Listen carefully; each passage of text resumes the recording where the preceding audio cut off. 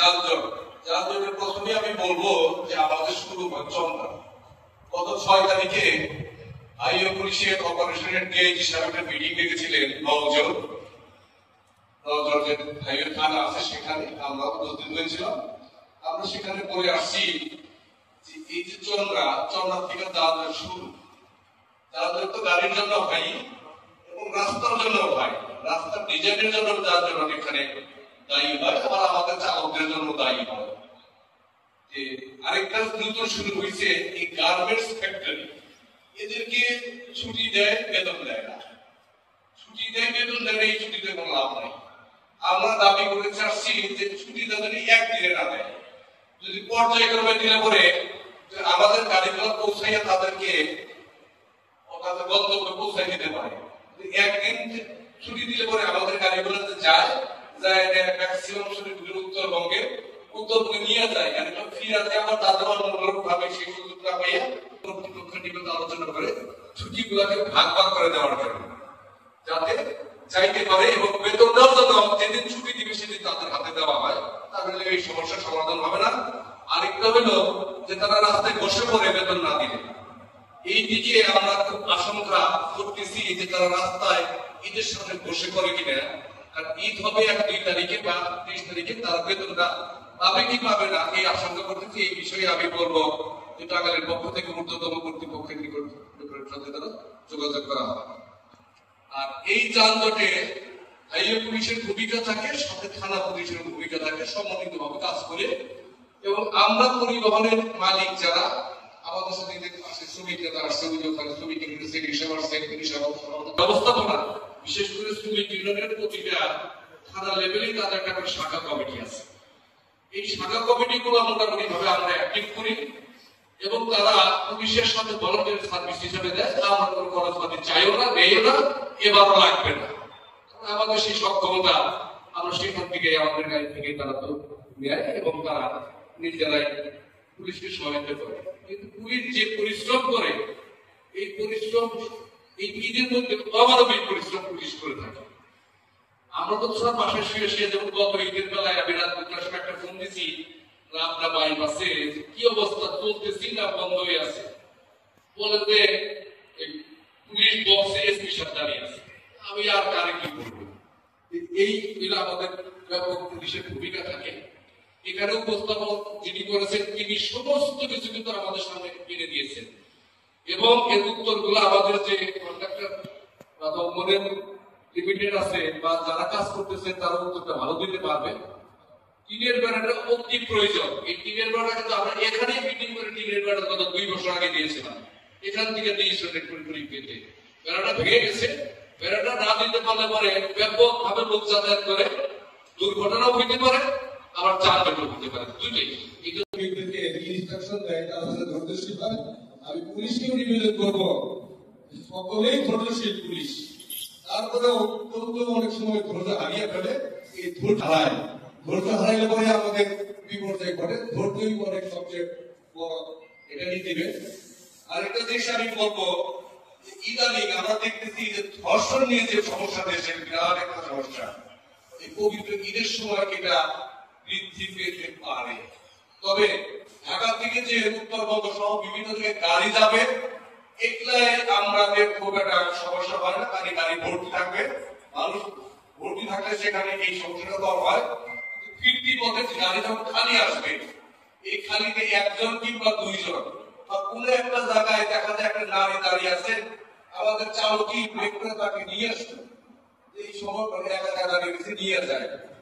এটা আমার মনে হয় আমরা চালকদেরকে আমরা চালকদেরকে ইনস্ট্রাকশন দিব, একটা জায়গায় একটা নারী যদি থাকে একা দাঁড়িয়ে থাকে, আমরা যেন উঠাইলেও মানবিক কারণে উঠানোর প্রয়োজনই, কিন্তু আমরা যেন পাশে একটা পুলিশকে ইনফর্ম করে দিই উনি কিন্তু একা বসছে।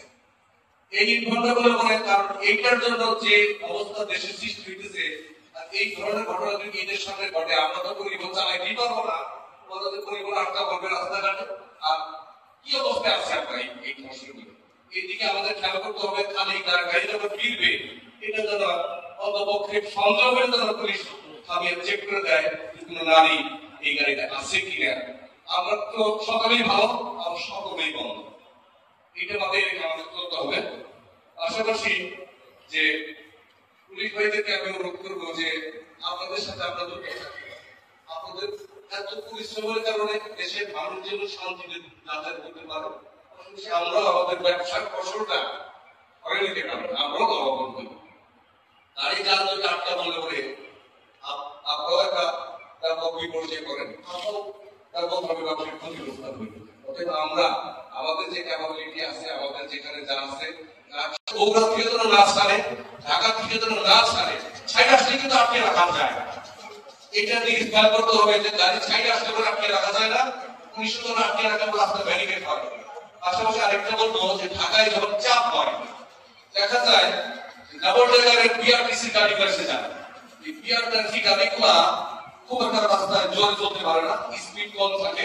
এই বিআরটিসি গাড়ি যেন না আসে, আমরা সেদিনকে সবাই উপস্থাপনা করছি যে বিআরটিসি যদি তাদেরকে ঠিকানা আসে, যদি মানুষের চাপ হয়, যদি একতলা গাড়ি আসে তাহলে এটা সমস্যা।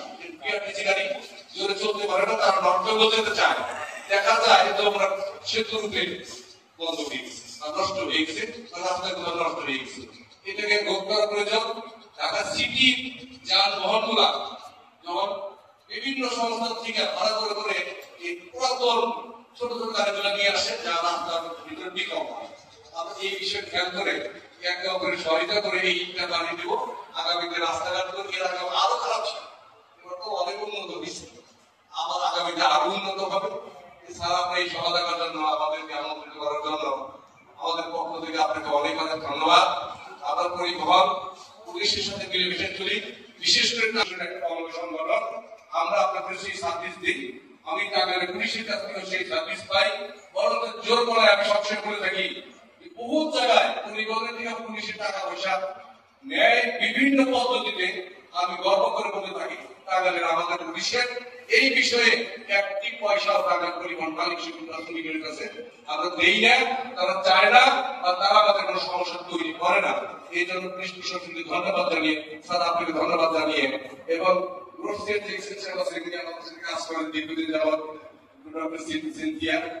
উনি কাজ করতেছে, শুরু করেছেন যারা না হয় আমাদের রাস্তাগুলা। যারা সকলকে ধন্যবাদ দিয়ে সাংবাদিক ভাইরা উপস্থিত হয়েছেন, সভাপতি সেক্রেটারি সহ সকলকে ধন্যবাদ দিয়ে আমার পক্ষ থেকে পবিত্র ঈদের আগাম শুভেচ্ছা জানিয়ে আমরা বক্তব্য শেষ করছি। আসসালামু আলাইকুম। এখানে পাঠ টু পাঠ বোঝাই যায় আমাদের মালিক সমিতির সদস্য সভাপতি বলছে, আমরা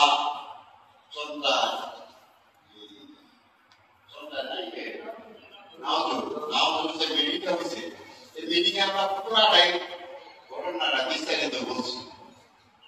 তারা বললে এই সমস্ত নোট করে নিয়েছি, কিন্তু ওই যে তার ওই দিনকে বাইপাস করে ভবনটা গাড়ি তুলে দিচ্ছে, ওখানে যারা প্রতিনিধি আসলো, এলাকার প্রতিনিধি আসলো, তারা মাইক 5 দিন পরামর্শ আমি নিজে দেখছি যে আপনারা এই এলাকার লোক এই রাস্তায় উঠবেন না, এটা হাইওয়ে রোডের গাড়িগুলি জায়গায় পাস হবো, তাদের তারা সতর্ক হয়ে ওই দিকে মোটামুটি আমাদের ভালো করছে।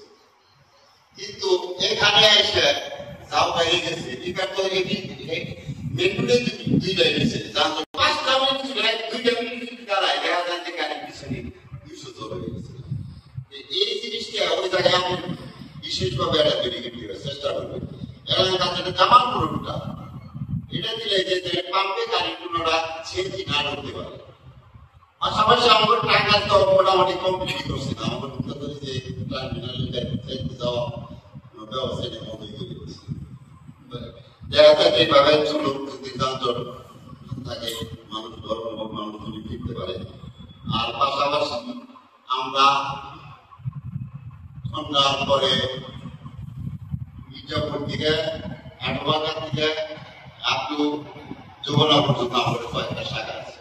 আমরা ওই যে ভিডিও সেখানে বলছি যে আমাদের পুলিশ থাকবে, তারা বলছে আমার পুলিশের সংখ্যা কম, আপনারা আমরা এটা এই প্রতি বছরই দিয়ে থাকে, আমাদের ড্রেস আছে, ওই ড্রেস দিয়ে তারা ওই মাঠে 10-15 জন 20 জন করে থাকে। পুলিশের সাথে এই সহযোগিতা করে। এটা আমাদের পয়সা লাগে না, যেহেতু আমাদের গাড়ির থেকে 10 টাকা ওই টাকাই নেই, সবাই জানে। ওদের ওইটা দিয়ে চলে, আর এটা যে ডিউটি করে এই ডিউটিটা ওদের বাইফোর্স হিসেবে আমরা পাই আর কি। যে সারা বছর গাড়ি করো টাইমে তোমাদের জানতে পারা এই বিষয় আমরা সহযোগিতা করবো।